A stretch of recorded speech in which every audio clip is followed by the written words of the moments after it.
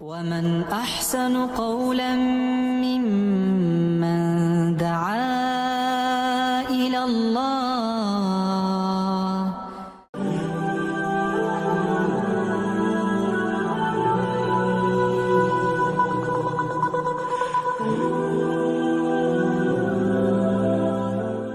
غور کیجئے کہ یہ اللہ تعالیٰ نے کیوں فرمایا کہ خیر مما یجمعون، جو کچھ بھی آدمی سمیٹ سکتا ہے، دولت سمیٹے، مکانات کی تعمیر کرے، محلات بنائے، انڈسٹریز لگائے، ہزاروں ایکڑ کی جاگیریں ہوں، ان سب سے بہتر اگر کوئی چیز ہے تو یہ قرآن مجید ہے۔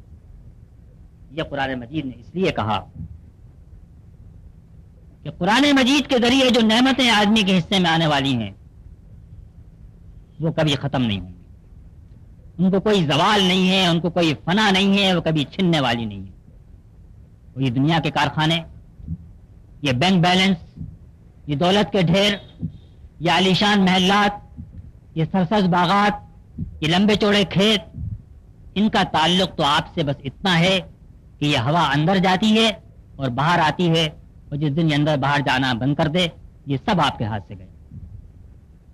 کون سی چیز آپ کے پاس ٹھہر سکتی ہے؟ اگر 10 کروڑ روپے کا بھی بینک بیلنس ہے تو آپ کے ہاتھ ایک چیک پہ دستخط نہیں کر سکتے۔ اگر آپ کے مکان میں 100 کمرے بھی ہیں تو آپ اس بستر پر دوبارہ نہیں لیٹ سکتے، اور آپ کی وارڈروب میں اگر 50 لباس بھی لٹکے ہوئے ہیں تو آپ کو 2 سفید چادریں ہی آپ کا مقدر ہے۔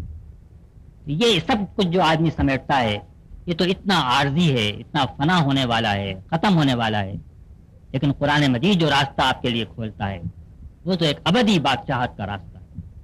یہ تو ان نعمتوں کا راستہ ہے جو کبھی ختم ہونے والی نہیں ہے، جس کے اوپر کوئی موت نہیں ہے، اس کے پھل بھی ہمیشہ کے لیے ہیں، اس کے درخت بھی ہمیشہ کے لیے ہیں، اس کے سائے بھی ہمیشہ کے لیے ہیں، اس کی نعمتیں بھی ہمیشہ باقی رہنے والی ہیں، اور جو لوگ اس میں رہیں گے ہم فیہا خالدون، وہ بھی اس کے اندر ہمیشہ رہیں گے۔ یہ آواز پہلے بھی سنی ہے، یہ جناب خرم مراد ہیں، جھنجھوڑ رہے ہیں، جگا رہے ہیں، اٹھا رہے ہیں اور بلا رہے ہیں، مگر کس کو؟ لوگوں کو، مسلمانوں کو، ہر کسی کو جو بھی سنے، مگر کس طرف؟ بھلائی کی طرف، نجات کی طرف، جہنم کی آگ سے رہائی کی طرف، جنت کے عیش و آرام کی طرف، دنیا میں عزت و سر بلندی کی طرف۔ ان کی زندگی اسی میں بیت گئی ہے، ان کی آواز دنیا کے کس کونے میں نہیں پہنچی۔ بھارت کے شہر بھوپال سے آغاز سفر کرنے والی یہ آواز کراچی اور ڈھاکہ میں 25 برس تک قرآن کی دعوت عمل کا پیغام پہنچا کر کاتب تقدیر کے ہاتھوں جب پھر بھوپال پہنچی تو وہ بھارت کے جنگی قیدی تھے، اور کیمپ کے ساتھیوں کو اس آواز نے یہی پیغام پہنچایا۔ سادہ دل سپاہی ان کے شاگرد بنے، انہوں نے اس طرح قرآن پڑھایا کہ پڑھنے والے خود قرآن سمجھ کر پڑھنے کے قابل ہو گئے، اور یہ قرآن کا اعجاز تھا کہ ان کے عقیدے اور عمل بھی درست ہو گئے۔ بحثوں میں الجھنے والے ایک عالم نے ان سے آ کر کہا، آپ نے ان پر کیا جادو کر دیا ہے؟ یہ لوگ تو بالکل ہی بدل گئے ہیں۔ اور یہی جادو کرنے والی آواز، قرآن کی طرف بلانے والی آواز مکہ میں، مدینے میں اور ریاض میں سنی گئی، لیسٹر میں، لندن میں، برمنگم میں، جرمنی کے مختلف شہروں میں، امریکہ کی متعدد ریاستوں میں، جنوبی افریقہ کے کئی شہروں میں بلند ہوتی رہی، اور معلوم نہیں کتنے انسانوں کی زندگیوں پر کیا کیا اثر ڈالتی گئی۔ اللہ کے رسول کی اعلیٰ ترین سنت دعوت اللہ کو طریقہ حیات بنانے والے خرم مراد پیشہ ور عالم دین نہیں، صف اول کے سول انجینئر ہیں، لاہور میں مقیم ہیں اور پاکستان کے مختلف شہروں میں دین کا پیغام پہنچانے کے لیے اللہ کے بندوں کو اللہ کی طرف بلانے کے لیے جاتے رہتے ہیں۔ اسی سلسلے میں وہ اولیاء کی سرزمین ملتان بھی تشریف لائے، اور اہلیان ملتان سے خطاب کیا، انہیں قرآن کی طرف بلایا، انہیں وہی پیغام دیا جسے عام کرنے کے لیے ان کی اپنی زندگی وقف ہے۔ قرآن کا پیغام، رسول کا پیغام، خود اللہ کا پیغام اپنے بندوں کے لیے۔ سمع و بصر، یہی پیغام عالم انسانیت کے لیے، عالم اسلام کے لیے، اہل پاکستان کے لیے نشر کر رہا ہے۔ میرے محترم بزرگوں، بھائیوں اور بہنوں،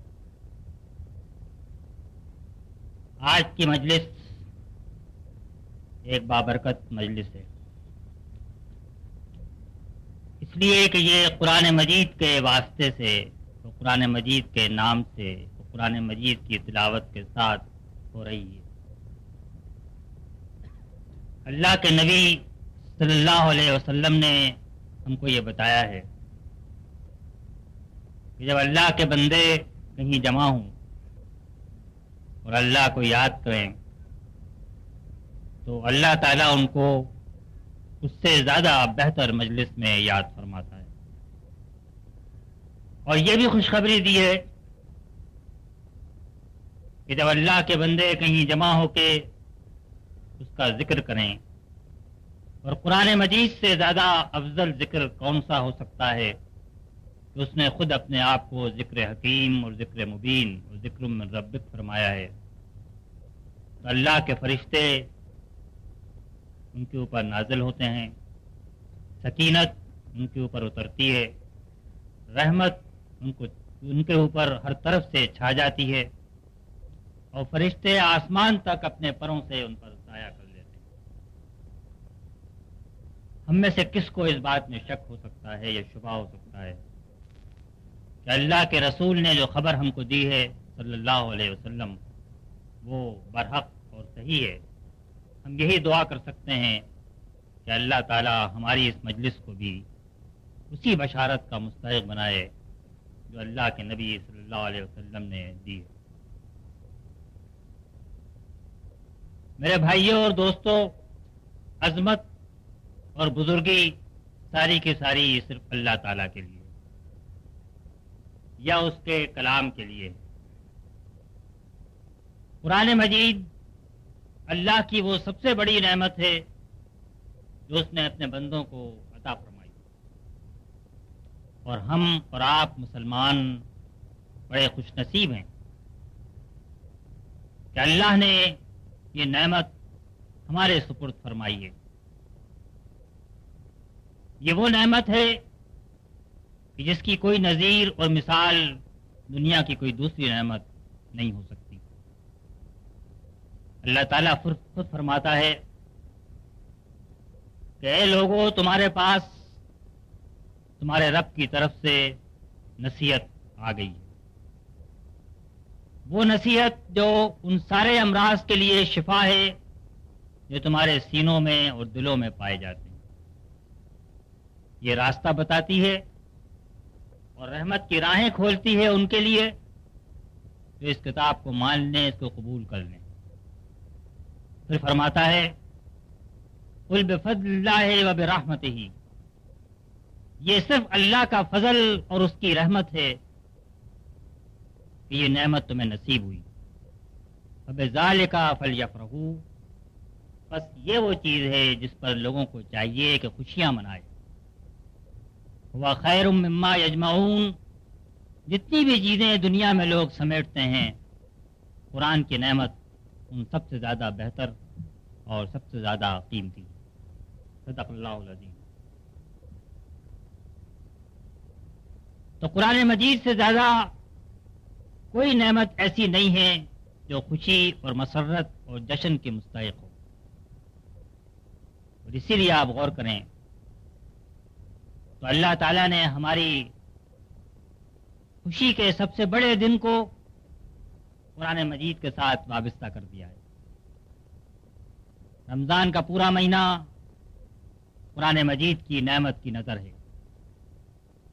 قرآن مجید کی خاطر ہی روزے رکھے جاتے ہیں، قرآن مجید کی خاطر راتوں کو قیام ہوتا ہے، قرآن مجید کی تلاوت کی محفلیں مسجد مسجد آراستہ ہوتی ہیں، قرآن مجید کے ختم ہوتے ہیں، اور جب رمضان کا مہینہ ختم ہوتا ہے، پھر گنتی پوری ہو جاتی ہے، تو اللہ تعالیٰ کے اس فرمان کے مطابق فَبِذَلِكَ فَلْيَفْرَحُوا، اگر جشن منانا ہے، خوشیاں منانا ہے، شادیانے بجانا ہیں، اچھے کپڑے پہننا ہے، لذیذ کھانے کھانا ہے، تو اس کے لیے یہی ایک نعمت ہے جس پر کہ شکر ادا کیا جانا چاہیے۔ وَلِتُكْمِلُوا الْعِدَّةَ وَلِتُكَبِّرُوا اللَّهَ عَلَى مَا هَدَاكُمْ وَلَعَلَّكُمْ تَشْكُرُونَ، تاکہ تم گنتی پوری کرو، اور اللہ نے تم کو قرآن مجید کی جو ہدایت رمضان المبارک کے مہینے میں دی ہے اس پر اسی کبریائی بیان کرو اور اس کا شکر کرو۔ اور اسی لیے رمضان کا مہینہ ختم ہوتا ہے اور ہم سب کی زبانوں پر اللہ اکبر اللہ اکبر لا الہ الا اللہ واللہ اکبر اللہ اکبر وللہ الحمد کا نغمہ جاری ہو جاتا ہے۔ یہ تکبیر کس بات کی تکبیر ہے؟ کہ اللہ کی کبریائی کا بیان کس لیے ہو رہا ہے؟ یہ حمد و شکر کا ترانہ کس چیز کے لیے گایا جا رہا ہے؟ یہ قرآن مجید کے لیے، لِتُكَبِّرُوا اللَّهَ عَلَى مَا هَدَاكُمْ وَلَعَلَّكُمْ تَشْكُرُونَ۔ آپ کہیں گے کہ پھر دوسری عید کس لیے ہوئی؟ تو دوسری عید بھی دراصل قرآن مجید کے لیے ہی ہوئی۔ رمضان کا ہم سوچتے ہیں تو ہمارے ذہن میں روزوں کا تصور آتا ہے، لیکن ہم کو نہیں معلوم یا ہم نہیں جانتے کہ رمضان کی تو ساری عظمت قرآن مجید کی وجہ سے، اور عید بھی اسی لیے ہے کہ قرآن مجید کا جشن منایا جائے۔ یہ نزول قرآن کی سالگرہ ہے جو سارا عالم اسلام مناتا ہے۔ اور دوسری عید کے بارے میں صحیح بخاری کی روایت ہے، ایک یہودی نے حضرت عمر رضی اللہ تعالی عنہ سے کہا کہ تمہاری کتاب میں ایک آیت ایسی ہے کہ اگر یہ ہم پر نازل ہوتی تو ہم اس دن کو اپنا یوم عید بنا لیتے۔ پوچھا وہ آیت کون سی ہے؟ کہا کہ وہ آیت ہے الیوم اکملت لکم دینکم واتممت علیکم نعمتی ورضیت لکم الاسلام دینا۔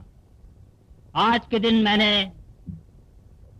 تمہارے دین کو کامل کر دیا، اپنی نعمت کو تمہارے لیے پورا کر دیا، اور اسلام کو تمہارے لیے دین بنا دیا، دین کے طور پہ پسند کر دیا۔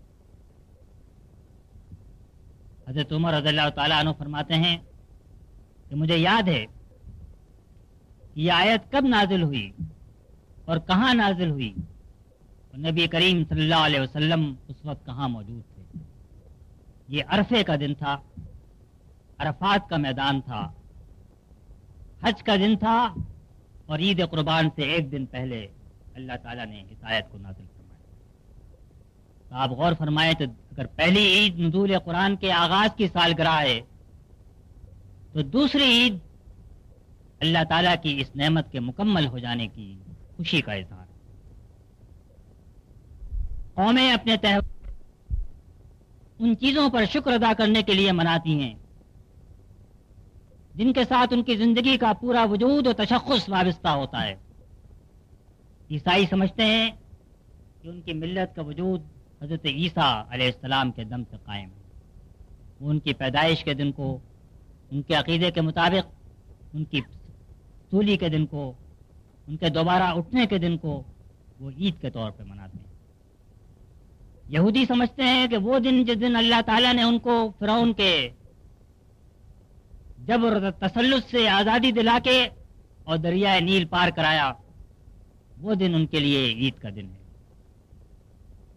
لیکن مسلمانوں کے نزدیک اگر کوئی شخص ایسا تھا جس کی زندگی عید کی مستحق ہو سکتی تھی تو اس ہستی سے بڑھ کر کون سی ہستی تھی جو کامل ہستی ہے، جو اللہ کا آخری نبی صلی اللہ علیہ وسلم تھا، جو رحمت للعالمین تھے، جو خدا کے حبیب اور بندوں کے محبوب تھے۔ لیکن اللہ نے اپنی کتاب کے نزول کو ہمارے لیے خوشی اور جشن کے دن قرار دیا۔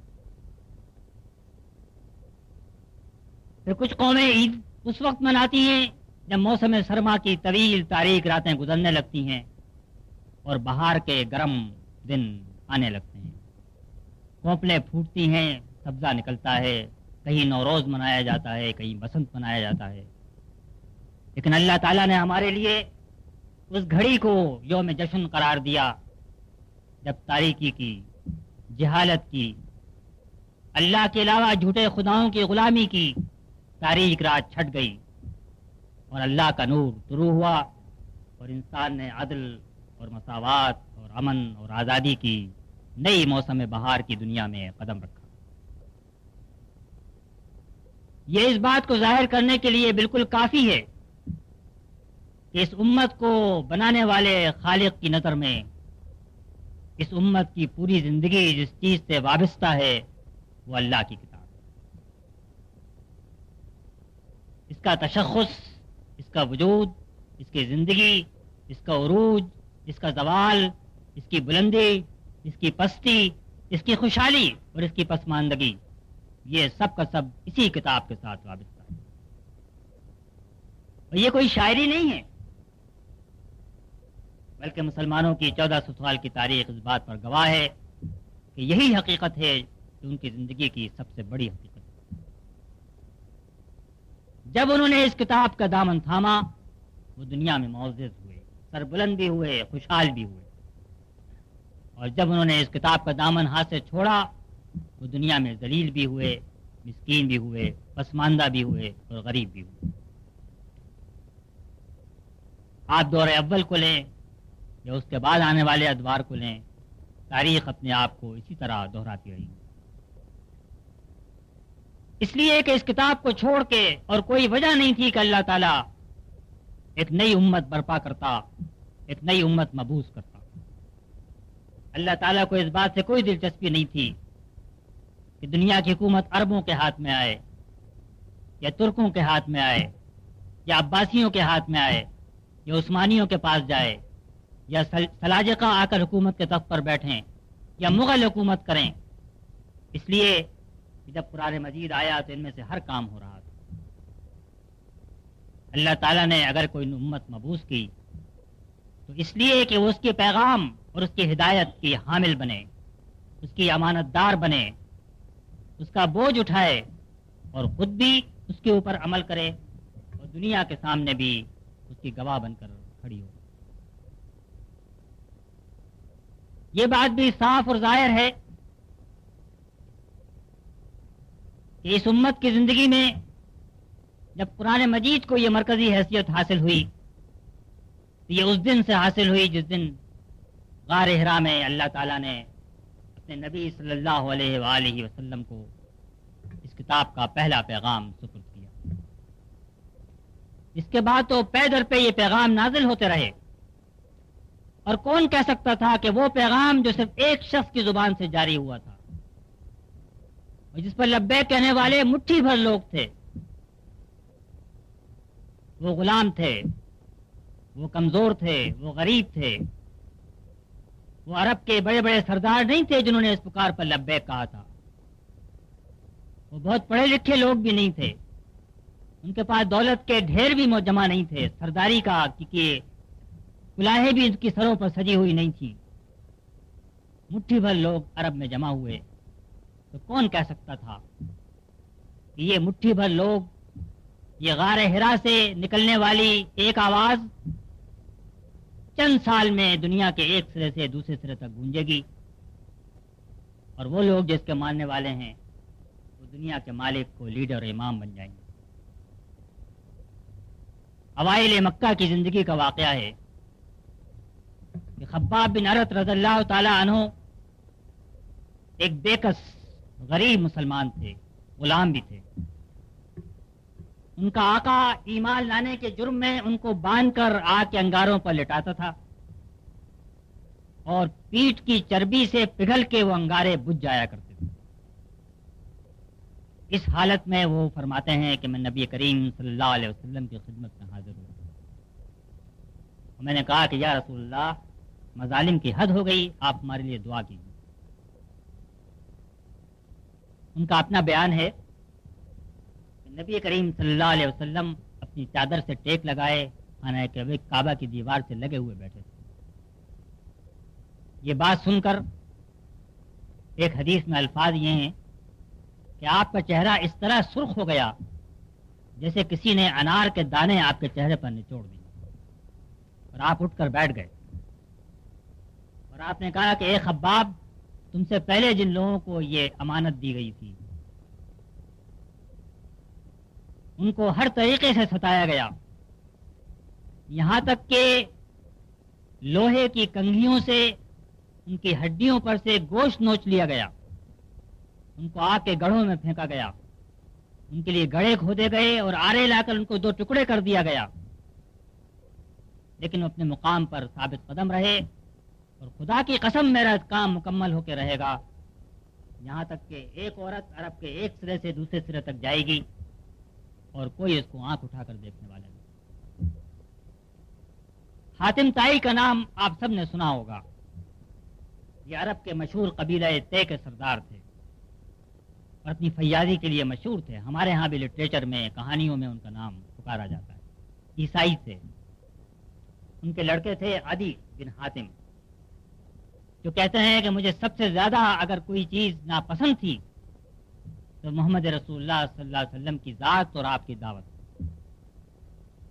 لیکن جب آپ نے میرے قبیلے کے اوپر بھی قبضہ کر لیا اور میں بھاگ کھڑا ہوا تو میں نے سوچا کہ مجھے جا کے بات تو سننی چاہیے، اگر یہ بات اچھی ہوئی تو میرے فائدے کی ہے، اور اگر غلط ہوئی تو مجھے کیا نقصان ہوگا۔ چنانچہ میں آپ کی خدمت میں حاضر ہوا۔ جب میں مدینے میں داخل ہوا تو لوگوں نے کہا عدی بن حاتم آ گئے، عدی بن حاتم آ گئے، مشہور آدمی تھے۔ لوگوں کو بڑی خوشی بھی ہوئی، تعجب بھی ہوا کہ یہ کیوں آ گئے۔ فرماتے ہیں حضور نے میرا ہاتھ پکڑا، اپنے ہاں لے گئے، گدے پر مجھے بٹھایا، خود میرے ساتھ بیٹھے اور کہا کہ عدی اسلام لاؤ، اور مجھے معلوم ہے کہ تم اسلام کیوں نہیں لاتے۔ تم سوچتے ہو کہ یہ مٹھی بھر لوگ جن پر ہر طرف سے دشمن جلغار کیے ہوئے ہیں اور جن کو ہر طرف سے ایک خوف اور جنگ کا خطرہ درپیش ہے، یہ مٹھی بھر لوگ جو مدینے کے اندر محصور ہیں، یہ دنیا میں کیا کر سکتے؟ لیکن عدی میں تم کو بتاتا ہوں کہ ہیرا جو عرب کے ایک سرے پر تھا، وہاں سے ایک عورت مکے تک جائے گی اور بالکل محفوظ ہوگی، اور میں تم کو بتاؤں کہ قیصر و کسریٰ کے بڑی بڑی سلطنتوں کے خزانے تم نے دیکھے ہیں، یہ سب میری امت کے ہوں گے۔ اور میں تم کو بتاؤں کہ ایک وقت آئے گا کہ ایک آدمی ہاتھ میں سونا لے کر نکلے گا اور کوئی اس کو لینے والا نہیں ملے گا۔ عدی کہتے ہیں کہ میں نے یہ تینوں پیشن گوئیاں اپنے آنکھوں سے پوری ہوتی تھی۔ مکے میں جب مٹھی بھر مسلمان تھے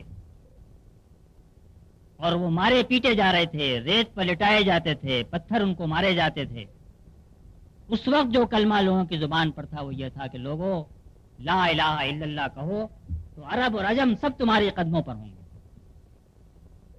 اور جب نبی کریم صلی اللہ علیہ وسلم اور آپ کے ساتھی صرف 2 آدمی مکے سے قتل کی سازش کے بعد نکلے اور مکے سے مدینے کی طرف سفر کر رہے تھے، تو سراقہ نے جب آپ کو پکڑا تو آپ نے کہا سراقہ ایک دن آئے گا کہ کسریٰ کے کنگن تمہارے ہاتھوں میں ہوں۔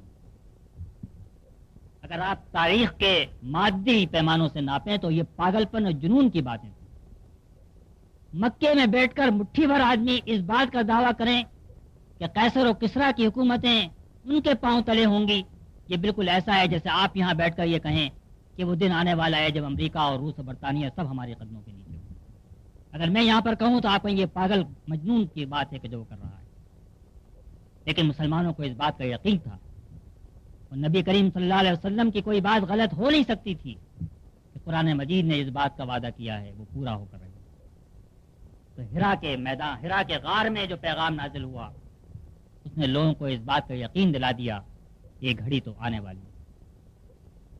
تو اس امت کو جو کچھ بھی نصیب ہوا، جو روحانی ترقی نصیب ہوئی، جو اخلاقی بلندی نصیب ہوئی، جو سیرت و کردار کی پختگی ان کے حصے میں آئی، اور قیصر و کسریٰ کیا دنیا بھر کی حکومتیں جو ان کے قدموں کے نیچے آ گئیں، یہ سب اس کتاب کی وجہ سے تھا جس کی تلاوت آپ کے اس گھر میں 27 دن سے روزانہ ہوتی رہی ہے، جس کو کہ آج ختم کیا گیا۔ یہ کتاب ہے قرآن مجید کی کتاب جو دنیا کی ہر نعمت سے بہتر ہے۔ غور کیجئے کہ یہ اللہ تعالیٰ نے کیوں فرمایا کہ خیر مما یجمعون، جو کچھ بھی آدمی سمیٹ سکتا ہے، دولت سمیٹے، مکانات کی تعمیر کرے، محلات بنائے، انڈسٹریز لگائے، ہزاروں ایکڑ کی جاگیریں ہوں، ان سب سے بہتر اگر کوئی چیز ہے تو یہ قرآن مجید ہے۔ یہ قرآن مجید نے اس لیے کہا کہ قرآن مجید کے ذریعے جو نعمتیں آدمی کے حصے میں آنے والی ہیں وہ کبھی ختم نہیں ہوں گی، ان کو کوئی زوال نہیں ہے، ان کو کوئی فنا نہیں ہے، وہ کبھی چھننے والی نہیں ہے۔ کوئی دنیا کے کارخانے، یہ بینک بیلنس، یہ دولت کے ڈھیر، یہ عالیشان محلات، یہ سرسبز باغات، یہ لمبے چوڑے کھیت، ان کا تعلق تو آپ سے بس اتنا ہے کہ یہ ہوا اندر جاتی ہے اور باہر آتی ہے، اور جس دن یہ اندر باہر جانا بند کر دے یہ سب آپ کے ہاتھ سے گئے۔ کون سی چیز آپ کے پاس ٹھہر سکتی ہے؟ اگر 10 کروڑ روپے کا بھی بینک بیلنس ہے تو آپ کے ہاتھ ایک چیک پہ دستخط نہیں کر سکتے۔ اگر آپ کے مکان میں 100 کمرے بھی ہیں تو آپ اس بستر پر دوبارہ نہیں لیٹ سکتے، اور آپ کی وارڈروب میں اگر 50 لباس بھی لٹکے ہوئے ہیں تو آپ کو 2 سفید چادریں ہی آپ کا مقدر ہے۔ یہ سب کچھ جو آدمی سمیٹتا ہے یہ تو اتنا عارضی ہے، اتنا فنا ہونے والا ہے، ختم ہونے والا ہے، لیکن قرآن مجید جو راستہ آپ کے لیے کھولتا ہے وہ تو ایک ابدی بادشاہت کا راستہ ہے۔ یہ تو ان نعمتوں کا راستہ ہے جو کبھی ختم ہونے والی نہیں ہے، جس کے اوپر کوئی موت نہیں ہے، اس کے پھل بھی ہمیشہ کے لیے ہیں، اس کے درخت بھی ہمیشہ کے لیے ہیں، اس کے سائے بھی ہمیشہ کے لیے ہیں، اس کی نعمتیں بھی ہمیشہ باقی رہنے والی ہیں، اور جو لوگ اس میں رہیں گے ہم فیہا خالدون، وہ بھی اس کے اندر ہمیشہ رہیں گے۔ تو قرآن مجید نے جو انسانوں کو بدل دیا وہ تو اس طرح بدل دیا کہ آپ اس کا تصور نہیں کر سکتے، آپ سوچ نہیں سکتے۔ اور جب آپ اس کا سوچیں کہ اس نے کیسے بدل دیا تو پھر اپنے بارے میں سوچنا ہوگا کہ ہم کیوں نہیں بدلتے۔ رمضان کا مہینہ شروع ہوتا ہے اور ختم ہو جاتا ہے، جیسے انسان ہم 1 تاریخ کو تھے ویسے ہی انسان ہم 30 تاریخ کو بھی ہوتے ہیں۔ ہم مہینے بھر کھڑے ہو کر قرآن مجید کو سنتے ہیں، اور جیسے آدمی اس کو سننے سے پہلے تھے ویسے ہی آدمی ہم اس کو سننے کے بعد بھی رہتے ہیں۔ لیکن جو قرآن مجید کو پہلے سننے والے تھے ان کی کیفیت اور عالم یہ تھا کہ قرآن کہتا ہے فَإِذَا ذُكِرَ اللَّهُ وَجَلَتْ قُلُوبُهُمْ، جب اللہ کا ذکر کیا جاتا ہے ان کے دل کانپ اٹھتے ہیں۔ تَرَىٰ أَعْيُنُهُمْ تَفِيضُ مِنَ الدَّمْعِ مِمَّا عَرَفُوا مِنَ الْحَقِّ، تم دیکھتے ہو کہ ان کی آنکھوں سے آنسو بہنے لگتے ہیں اس لیے کہ وہ حق کو پہچان جاتے ہیں۔ کتاب متشابہ مثانی تقشعر منه جلود الذین یخشون ربهم ثم تلین جلودهم وقلوبهم الى ذکر اللہ، جسم کے رونگٹے کھڑے ہو جاتے ہیں، کھال سخت پڑ جاتی ہے، دل نرم پڑ جاتے ہیں۔ یہ اثر تو ان کے جسم پر پڑتا ہے۔ کبھی سوچئے کہ قرآن پڑھا بھی جاتا ہے، ہم اس کی ورق گردانی بھی کرتے ہیں، جلدی جلدی ختم قرآن کی محفلیں بھی ہوتی ہیں، کس کا دل نرم پڑتا ہے، کس کی آنکھوں میں نمی آتی ہے، کس کے جسم کے بال کھڑے ہوتے ہیں، کس کو یہ احساس ہوتا ہے کہ کس کا کلام ہے کہ جو پڑھا جا رہا ہے، رب السماوات والارض کا کلام ہے۔ ہم تو چاہتے ہیں کہ جلدی سے یہ چیز ختم ہو، اگر 2 منٹ تراویح لمبی ہو جائے تو ہم امام سے کہتے ہیں کہ ذرا مختصر کرو، جلدی کرو۔ میں آپ سے کہتا ہوں کہ اگر ڈپٹی کمشنر، اگر گورنر، اگر وزیر اعلیٰ، اگر وزیر اعظم آپ کے گھر پر آئے، اس کا خط آپ کے پاس آئے، وہ آپ کو اپنی مجلس میں بلائے، تو کیا آپ اتنے ہی بے دلی کے ساتھ جائیں گے؟ اتنے ہی آپ جلدی سے بھاگ آنے کی فکر کریں گے؟ آپ تو گھنٹوں پہلے جائیں گے، اپنے لباس کو ٹھیک کریں گے، کبھی واسکٹ دیکھیں گے، کبھی شیروانی کی کریز دیکھیں گے، کبھی ٹائی کی ناٹ دیکھیں گے کہ ٹھیک بندی ہے نہیں بیٹھی ہے، پہلے سے پہنچ کے انتظار کریں گے، پیے سے بار بار پوچھیں گے کب وقت آئے گا اور کب میں اندر جاؤں گا۔ یہ تو آپ کا حال ہے ان کے ساتھ جو آپ کو کچھ نہیں دے سکتے، جن کے ہاتھ میں ذرہ برابر بھی اختیار نہیں ہے آپ کو نفع نقصان پہنچانے، لیکن وہ کہ جس کے ہاتھ میں سارا اختیار ہے کائنات کا، ساری قوت ہے، ساری طاقت ہے، اس سے آپ کی بے نیازی کا یہ عالم ہے، اس سے کلام سے ہماری بے نیازی کا یہ عالم ہے کہ نہ ہم اس کو سننا چاہتے ہیں، نہ پڑھنا چاہتے ہیں، نہ سمجھنا چاہتے ہیں۔ لیکن اس کے پہلے سننے والوں کی کیفیت جو قرآن مجید نے بیان کی ہے وہ آپ کے سامنے۔ پھر جو قرآن مجید کا حصہ آتا وہ یہ سمجھتے تھے کہ یہ ہمارے عمل کرنے کے لیے آ رہا ہے، وہ اس کے رنگ میں رنگ جاتے، اس کی تصویر بن جاتے، اس کی زندگی جو ہے وہ ان کی شرح ہوتی، ان کی زندگی قرآن مجید کی ان آیات کی شرح و تفسیر بن جاتی جو ان کے پر نازل ہوا کرتی. بعض صحابہ کہتے ہیں کہ ہم نے تو سورہ البقرہ 10 سال میں ختم کی. ہم تو ایک مجلس میں چاہتے ہیں کہ شبینہ پڑھ کے پوری رات میں قرآن مجید ختم کر دیں. بعض صحابہ کہتے ہیں کہ ہم نے سورہ البقرہ 10 سال میں ختم کی. ہم 8 آیتیں سیکھتے تھے, ان کو اچھی طرح سمجھتے تھے, ان کے اوپر عمل کرتے تھے, ان کو محفوظ کرتے تھے. اس کے بعد ہم 8 آیتیں اور سیکھتے تھے, اور اس طریقے سے ہم نے سورہ البقرہ پوری ختم کی. یہ قرآن جب انہوں نے جذب کر لیا اور محمد رسول اللہ صلی اللہ علیہ وسلم کی صحبت میں بیٹھ کر ان کی شخصیتیں بدل گئیں, تو آپ نے دیکھا کہ اللہ تعالیٰ نے ان کو کن انعامات سے نوازا. اس نے آخرت میں جو انعامات کا ان سے وعدہ فرمایا تھا, ہم سے بھی وعدہ فرمایا ہے, اس کا ذکر آپ چھوڑ دیجئے. اس نے تو زمین کے بارے میں یہ کہا تھا, فرمایا ہے کہ اگر یہ قرآن کو قائم کریں لَأَكَلُوا مِنْ فَوْقِهِمْ وَمِنْ تَحْتِ أَرْجُلِهِمْ, تو یہ اوپر سے بھی کھائیں گے اور نیچے سے بھی کھائیں گے. افلاس کا, غربت کا, پسماندگی کا نسخہ تو یہی قرآن مجید ہے. قرآن مجید نے خود اعلان فرما دیا. تو میرے بھائیوں اور بزرگوں اور بہنوں, یہ اللہ کا کلام ہے جس کے لیے مجلس منعقد ہوئی. اس سے بہتر کوئی چیز وہ ہم کو دے نہیں سکتا. یہ قرآن مجید جو اللہ تعالیٰ نے ہم کو عطا کیا ہے, اس کا ہم پر پہلا حق یہ ہے کہ ہم خود اس کو سمجھیں اور اس پر عمل کریں. اور اس کا دوسرا حق ہمارے اوپر یہ بھی ہے کہ ہم لوگوں کو سامنے اس کو بیان کریں اور پیش کریں. جب روشنی آتی ہے تو اس لیے نہیں آتی کہ اس کے اوپر آدمی پردہ اور کپڑا ڈالے. روشنی تو اس لیے آتی ہے کہ اپنے ماحول کو روشن کرے. اللہ تعالیٰ کی کتاب تو اس لیے آئی تھی کہ انسانوں کو صحیح راستہ بتائے, اس لیے نہیں آئی تھی کہ وہ لپیٹ کر جزدان میں رکھ دی جائے اور اس کی تلاوت کر لی جائے. یہ بات تو اللہ تعالیٰ نے وہیں فرما دی جہاں اس نے رمضان کا ذکر کیا اور روزے فرض کیے. شہر رمضان الذی انزل فیہ القرآن ھدی للناس وبینات من الھدی والفرقان. یہ تو لوگوں کے لیے ہم نے چراغ تمہارے ہاتھ میں تھمایا ہے, اسے تمہارے لیے نہیں ہے. یہ امت صرف اس لیے نہیں بنی ہے کہ وہ اپنے لیے جیے, یہ امت تو اس لیے بنی ہے کہ سارے انسانوں کے لیے جیے. اخرجت للناس, یہ امت تو سارے انسانوں کے لیے نکالی گئی ہے, برپا کی گئی ہے. اور یہ امت جو ہے یہ قرآن مجید کے ساتھ برپا کی گئی ہے, اس لیے کہ اس کے پاس تو وہ ہدایت ہے جو کہ سارے انسانوں کے لیے ہدایت. اللہ تعالیٰ نے اس کے ساتھ یہ بھی فرمایا, ان الذین یکتمون ما انزلنا من البینات والہدی من بعد ما بیناہ للناس فی الکتاب اولئک یلعنہم اللہ ویلعنہم اللعین. وہ لوگ جو اس کتاب کو, ہدایت کو چھپا کر بیٹھتے ہیں, چھپا لیتے ہیں, اس کے بعد کہ ہم نے اس کو کھول کے بیان کر دیا ہے. من بعد ما بیناہ, اور کس کے لیے بیان کیا ہے؟ للناس, سارے انسانیت کے لیے. ان کے اوپر اللہ تعالیٰ بھی لعنت فرماتا ہے اور سارے انسان بھی لعنت کرتے ہیں. اللہ تعالیٰ اس لیے لعنت فرماتا ہے کہ میں نے اتنی بڑی نعمت ان کے ہاتھوں میں دی ہے اور یہ اس سے غافل سو رہے ہیں. اور انسان اس لیے لعنت کرتے ہیں کہ ہم گمراہی کے اندھیروں میں بھٹکتے پھر رہے ہیں. بے شمار روگ اور مرض ہیں کہ جو ہم کو لگے ہوئے ہیں. ان کے پاس نسخہ موجود ہے جس سے ہمارا علاج ہو سکتا ہے. ان کے پاس وہ روشنی موجود ہے جس سے ہماری زندگی کی راہیں روشن ہو سکتی ہیں. یہ نسخہ بھی اپنی جیب میں رکھے بیٹھے ہیں, اور لیمپ چراغ کے اوپر بھی انہوں نے پردہ ڈال رکھا ہے. تو وہ لعنت نہ کریں تو کیا کریں؟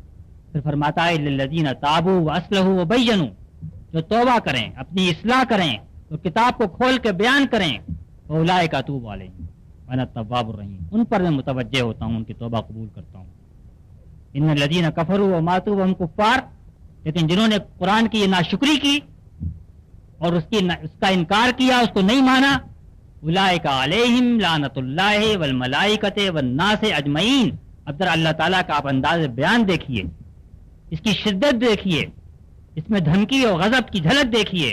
ان پر اللہ کی لعنت جس نے کتاب دی, فرشتوں کی لعنت جنہوں نے کتاب لا کر پہنچائی, اور انسانوں کی لعنت کہ جن کے لیے کتاب لائی گئی.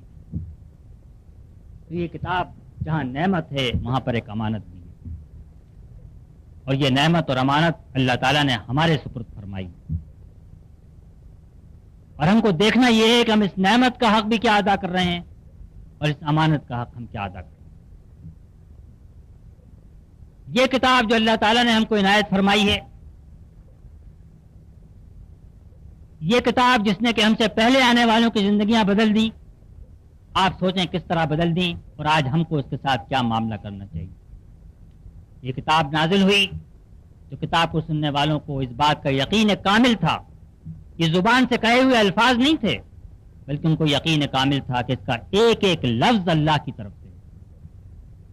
جس طرح آج اگر اخبار میں کوئی بڑا اہم اعلان آئے جس کا بڑا گہرا اثر آپ کی زندگی پر پڑتا ہو، کوئی جائیداد بک رہی ہو بڑی سستی، تو آپ دوڑ کر ہر آدمی پوچھے گا بھائی آج کا اخبار میں یہ خبر ہے، دیکھی تم نے کہاں ہے.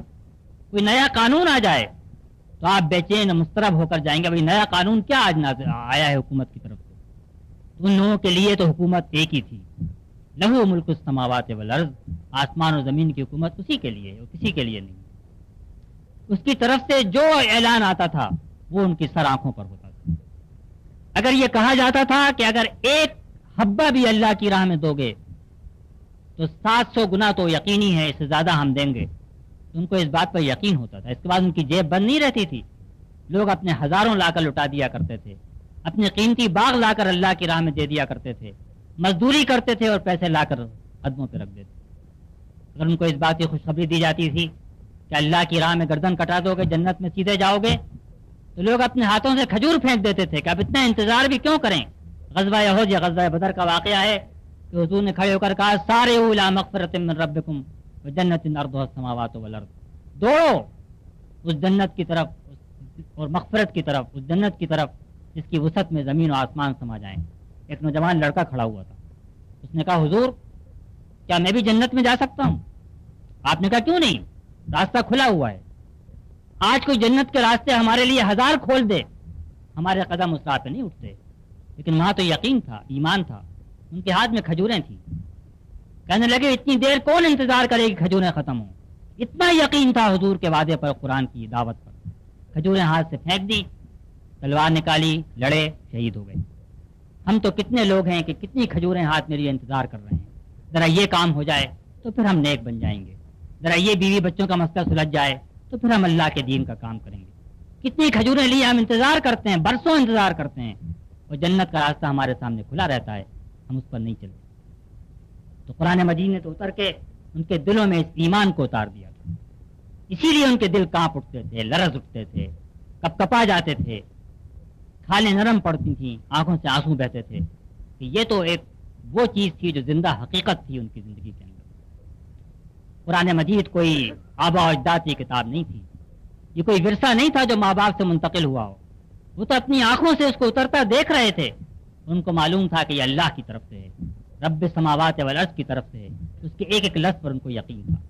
اللہ کے رسول صلی اللہ علیہ وسلم نے ان کا تعلق ان کے رب کے ساتھ جوڑا. وہ اس کے بندے بنے، اسی کے ہو گئے اور اسی کے ہو رہے، اور اپنا سب کچھ اس کے حوالے کر دیا. اللہ کے رسول صلی اللہ علیہ وسلم نے ان سے کہا کہ ایمان لانے کی نشانی یہ ہے کہ سب سے بڑھ کر محبت اللہ سے ہونا چاہیے. والذین آمنوا اشد حبا للہ، جو لوگ ایمان لانے والے ہیں وہ سب سے بڑھ کر محبت اللہ سے کرتے ہیں. محبت کوئی اولیاء اللہ کا مقام نہیں ہے، محبت تو ہر مومن کا مقام ہے. اس لیے ایمان کی نشانی ہے. ان کو سب سے بڑھ کر محبت اللہ سے ہوگی. نہ باپ اس کے آگے تھا، نہ بیٹا تھا، نہ ماں تھی، نہ بچے تھے، نہ دولت تھی، نہ جائیداد تھی. یہ سب چیزیں موجود تھیں، ان سے تعلق بھی تھا. وہ دنیا چھوڑ کر کہیں گوشے میں جا کر نہیں بیٹھ گئے تھے. لیکن سب سے بڑھ کر محبت اللہ تعالیٰ سے. اس کے صحبت میں اگر وقت گزرتا ہو تو نماز کے لیے لپکتے ہوئے آتے تھے. اس کے لیے مال دینا ہو تو جیبیں کھل جاتی تھیں، جان دینا ہو تو گردن کٹا دیتے تھے. حکم آتا تھا شراب کا جام اگر یہاں ہوتا تھا اس کو توڑ کر نیچے ڈال دیتے. یہ محبت کا نتیجہ. آپ جانتے ہیں کہ محبت کو کوئی بیان نہیں کر سکتا محبت کیا چیز ہوتی ہے، لیکن آپ میں سے سب کو محبت کا تجربہ ہے. جب محبت ہوتی ہے تو اس کے آگے تو کوئی چیز نہیں ٹھہرے. تو سب سے بڑھ کر محبت اللہ سے ہو تو اس کے آگے کس کی محبت ٹھہرے. اور آپ سوچئے کہ اللہ سے بڑھ کر محبت کسی اور کی آخر ہو کیسے سکتی ہے. ابراہیم علیہ السلام کا واقعہ قرآن مجید نے بیان کیا ہے کہ اپنی قوم سے وہ گفتگو کر رہے تھے. ستارے دکھائی دیے، کہا کہ یہ رب ہیں، لیکن ستارے ڈوب گئے. فرمایا اللہ احب العافلین، جو ڈوبنے والے ہیں ان کو محبوب نہیں رکھتا. پھر چاند نکلا، کہا یہ تو اس سے بھی بڑا ہے، یہ میرا محبوب ہے. پھر چاند بھی ڈوب گیا. پھر سورج نکلا تو کہا اچھا اب یہ اتنا بڑا ہے، یہ تو سب سے بڑا رب ہے. سورج بھی ڈوب گیا. فرمایا انی وجہت وجہی للذی فطر السماوات والارض حنیفا وما انا من المشرکین. اب تو میں نے اپنا رخ بس اس کی طرف کر لیا جو آسمان و زمین کو پیدا کرنے والا ہے، اور میں ہر طرف سے کٹ گیا۔ حنیف کے معنی ہوتے ہیں جو ہر طرف سے کٹ کے بس ایک کا ہی ہو رہے۔ وما انا من المشرکین، اب میرا رخ بھی جو ہے اس میں کوئی دوسرا شریک نہیں ہے۔ تو ہم تو زندگی کے اندر نہ معلوم کتنے ستاروں، کتنے چاند، کتنے سورج ہیں جن پر ہماری نگاہیں جمی ہوئی، ہم سمجھتے ہیں شاید یہ ہمیشہ رہیں گے۔ جمع مالم وعددہ، جہاں مال کو جمع کرتا ہے، گنتا ہے، سمجھتا ہے کہ یہ تو میرے بعد بھی رہے گا، ہمیشہ باقی رہے گا، لیکن چاند بھی ڈوب جائے گا، سورج بھی ڈوب جائے گا، ستارے بھی ڈوب جائیں گے۔ ان ڈوبنے والی چیزوں سے محبت سے کیا حال ہے؟ محبت کرے تو آدمی اس سے کرے جس کے بارے میں کہا ہے کل شیء ہالک الا وجہہ، ہر چیز ہلاک ہونے والی ہے، صرف ایک چیز ہے، وہ اس کا چہرہ ہے کہ جو ہلاک نہیں ہوگا۔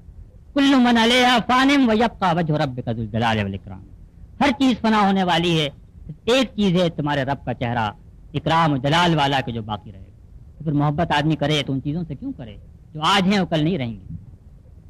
آدمی محبت کرے تو اس چیز سے کرے جو ہمیشہ رہنے والی ہے۔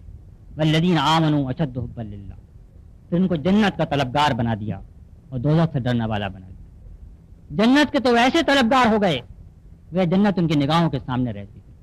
جنت دوزخ کوئی وائز اور مولوی کا واز نہیں تھا ان کے لیے، وہ تو جنت و دوزخ کو دن رات اپنی مجلسوں میں اس طرح سنتے تھے اور دیکھتے تھے وہ یہ آنکھوں کے سامنے ہوں، اور اسی لیے ان کو اس بات پر یقین تھا کہ یہ ہم یہ کریں گے جنت میں جائیں گے، یہ کریں گے دوزخ میں جائیں گے۔ حرام مال اگر پیٹ میں جائے گا تو بظاہر تو بڑا لذیذ نظر آ رہا ہے، یہ تو انگارہ ہے جو ہم پیٹ میں بھر رہے ہیں۔ زبان سے بات نکلے گی جھوٹی ہوگی، وعدہ خلافی ہوگی، اگرچہ بظاہر بہت نفع ہوگا، لیکن یہ تو آگ ہے کہ جو ہم اپنی زبان کے اوپر رکھ رہے ہیں۔ اور اگر اللہ کے بندوں کی خدمت کریں گے، اس کی اطاعت کریں گے، تو جنت کے باغات ہیں اور کیاریاں ہیں اور محلات ہیں جو ہمارے حصے میں آئیں گے۔ قرآن مجید کے تو اکثر حصے اسی پر مبنی ہیں، یہ جنت ہے اور یہ دوزخ ہے، یہ اس میں محلات ہیں اور یہ کھانے ہیں اور یہ پرندوں کا گوشت ہے اور یہ فواکہات ہیں اور یہ ساتھی ہیں اور یہ صحبتیں ہیں اور یہ مجلسیں ہیں، اور یہ سب ان کے لیے حقیقت تھی۔ اور دوزخ کا ذکر ہوتا تھا تو یہ آگ کے ہتھوڑے ہیں اور یہ گرم پانی ہے اور یہ گرم کھانا ہے اور یہ آگ کا جھلستا ہوا سایہ ہے اور یہ انگاروں کا بستر ہے، اور یہ بھی ان کے لیے حقیقت بن گیا۔ اس نے ان کو وہ قوت بنا دیا کہ قیصر و کسریٰ بھی ان کے آگے زیر ہو گئے۔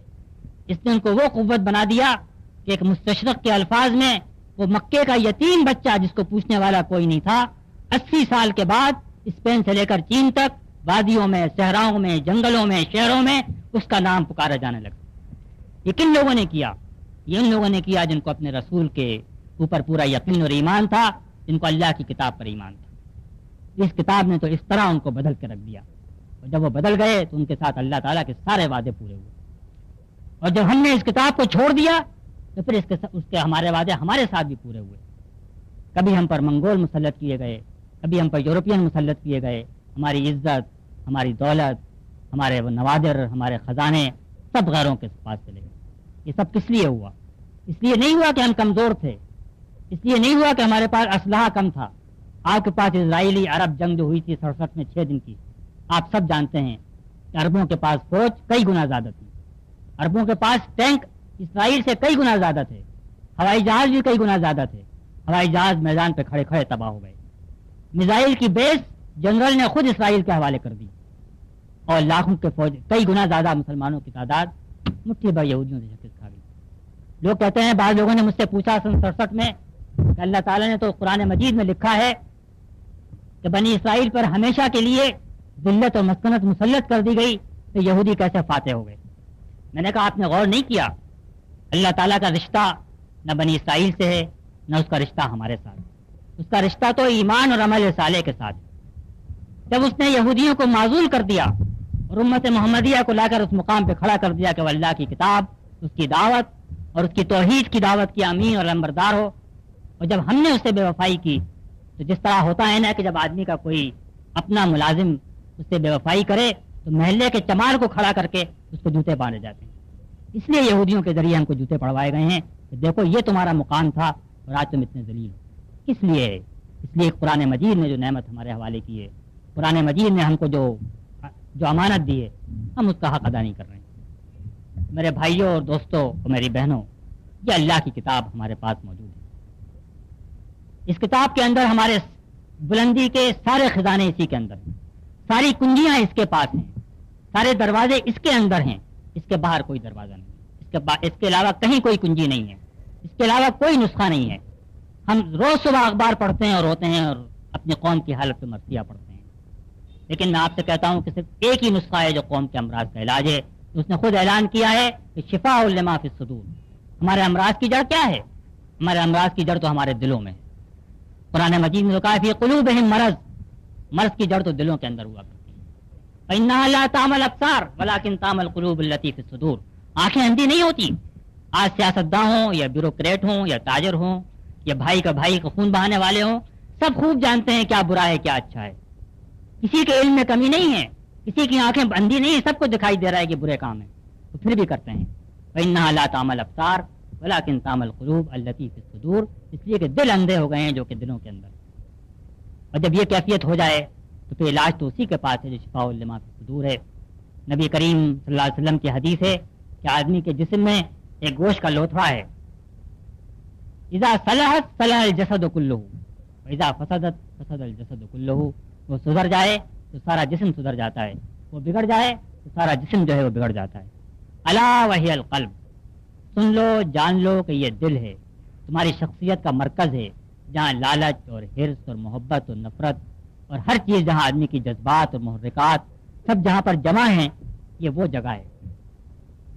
آپ کہیں گے کہ ایک چھوٹی سی چیز کے بننے بگڑنے سے زندگی کیسے بگڑ سکتی ہے، لیکن آپ خوب جانتے ہیں آج کل تو کینسر کا مرض بڑا عام ہے کہ آدمی کے جسم کے اندر اربوں خلیے ہوتے ہیں۔ آپ کا یہ جسم جو یہاں پر ہے اس میں اربوں خلیے ہیں، اس میں سے اگر ایک خلیہ جو ہے وہ بگڑ جائے، وہ غلط راستے پہ چل پڑے، تو یہ آپ کے لیے موت کا وارنٹ ہے۔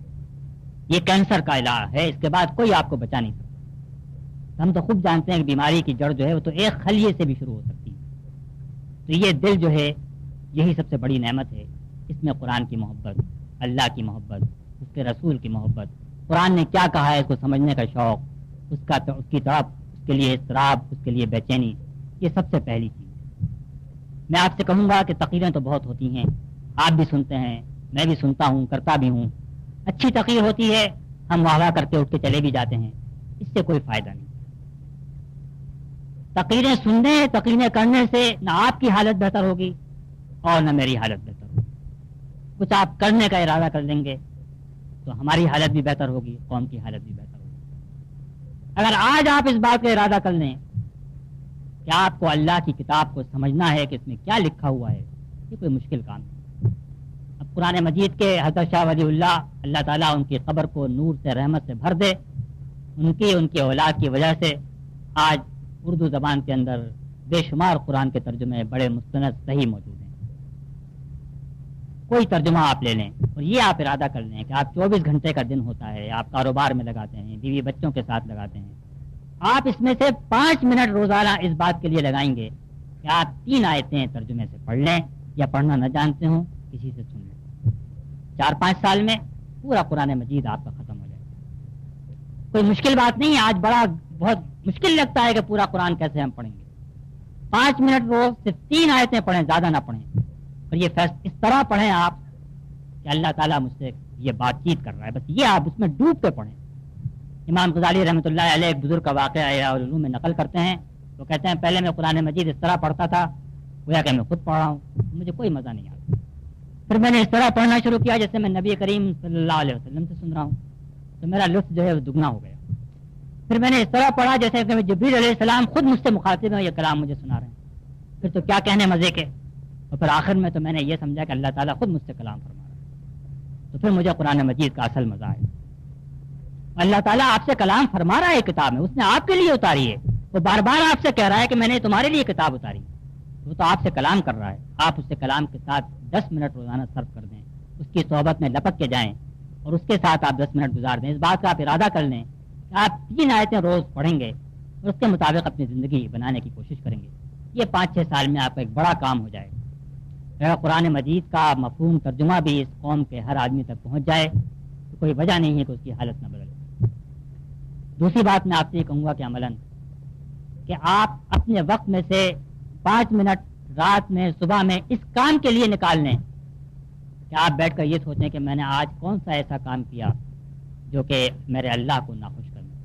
بس اتنا اپنے آپ سے پوچھ لیں اور کچھ نہ کریں.